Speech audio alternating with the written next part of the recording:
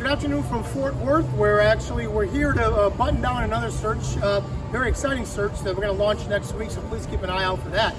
If you know Fort Worth, you know it's lovingly referred to as Cowtown. So I thought it only appropriate that while I give this weekly market report based on the office sector, that I would have my cowboy hat. So please hand me my cowboy hat. No, not this cowboy hat, my other cowboy hat. No, not this cowboy hat, my other cowboy hat. Oh, this cowboy hat. Thank you very much. So as I referred to earlier, this week's market report is going to focus on the office sector.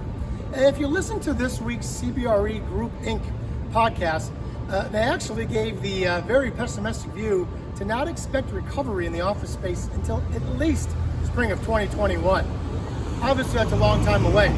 Now, when it recovers, what are we going to see? Certainly, we're going to see a need for flexibility in office space. We're going to see probably an erosion in core or a CBD office space with it swapping out for some suburban or satellite office space or work from home. So, we're going to have to keep an eye out for that. The next thing I want to talk about is if you read JLL, they had a report this week talking about how commercial landlords, standard commercial landlords, are now starting to view flex space, office space, the Industriuses of the world, the WeWorks of the world, no longer as competitors, but maybe perhaps some salvation. They've been reaching out to these flex office space people to help them fill their current office space. Now, the other thing we're seeing too that's on the pessimistic side is JPMorgan Chase and Ford Motor Company both this week released statements about current and permanent remote working situations extending far into the future. So keep an eye on that. If Fortune 500 goes remote, the office sector is obviously going to be in for some serious hurt. Now, let's talk about the good news. I always feel like I'm scaring you on these market reports.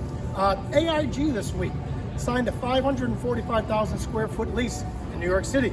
Raymond James, also in New York, signed a 160,000 square foot lease.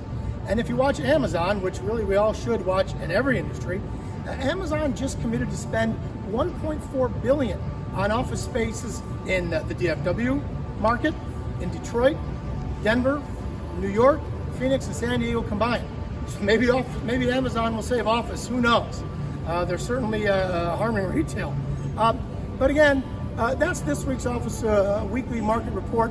Want to again stress, if you are in the market yourself, feeling stress, feeling difficulty, please reach out to jim@hirewell.com, and we're here to help. Keep in mind always, when it's time to hire well. Thank you.